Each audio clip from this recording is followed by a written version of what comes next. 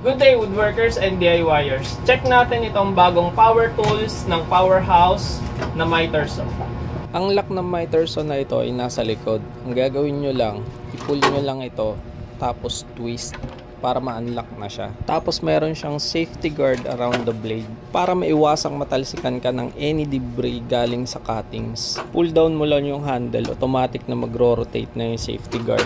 Syempre, kailangan mo rin magsuot ng eye protection for additional safety na rin. And syempre, kapag bagong bili, i-assemble muna natin yung parts niya. Unahin natin itong guide rail. 2 peraso ito na ikakabit natin sa both end ng platform. May 2 butas dyan sa gilid na isushoot mo lang tapos ilalak mo siya dun sa likod. Ginagamit itong support kapag meron kang mahabang piyesa na puputulin. Then next natin i-install yung dust collector sa likod. Ikiklip nyo lang yan and then ready na. Or if may vacuum cleaner kayo, pwede nyo naman nang i-direct yung hose ng vacuum dyan para mas malinis talaga. Tapos next natin ikakabit yung wood clamp para mas ma-secured natin yung kahoy na talagang hindi siya gagalaw. Shoot mo lang siya dyan sa slot na yan and then ilak mo na sa likod. Meron niyang 4 na slot, 2 sa likod at 2 sa harap. Then rotate mo lang yung knob niya para mag-fit na siya dun sa kahoy mismo. Then pag hindi na gumagalaw yung kahoy talaga, double check nyo lang. Pwede nyo siyang ikat. Additional safety feature din ito na kapag pinul mo yung trigger lang tapos hindi mo pinindot yung taas, hindi siya mag-i-start. So push the thumb, pull the trigger. Then tara, try nating ikat to.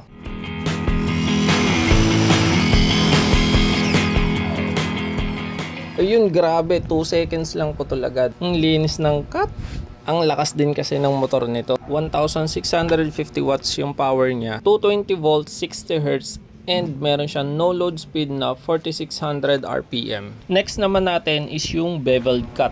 Sa likod ng Mitersaw, merong lever na i-push down nyo lang siya para mag-rotate yung blade niya. May angle indicator naman siya sa likod up to 45 degrees. At kapag naset nyo na yung angle, pull up nyo lang yung lever and then okay na. Kung napansin nyo kanina, umaangat yung Mitersaw kasi hindi pa siya naka-fix. Merong 4 na butas dyan, 2 sa harap at 2 sa likod. Dyan nyo lalagyan ng bolts and nuts para ma-fix nyo na siya sa table. Tapos wag nyo kakalimutang i-twist ito pa left.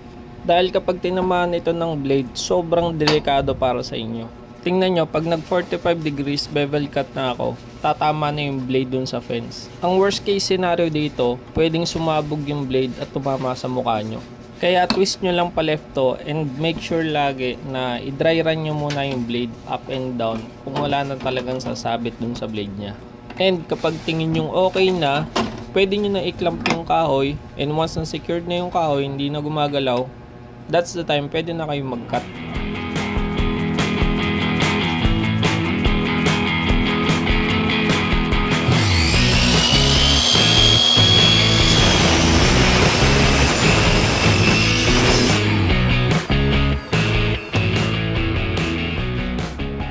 May kasama na pala itong blade pag bumili ka.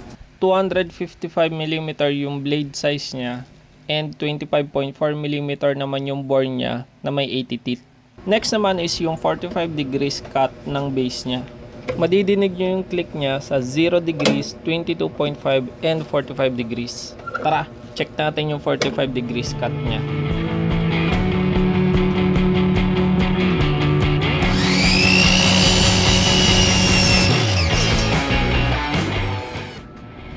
Ang ganda ng 45 degrees cut niya. Goods na goods to sa mga DIYers and pwede mo rin palitan yung blade nito for aluminum works. For more power tools review, subscribe lang kayo sa Modernong Karpentero. Thank you for watching.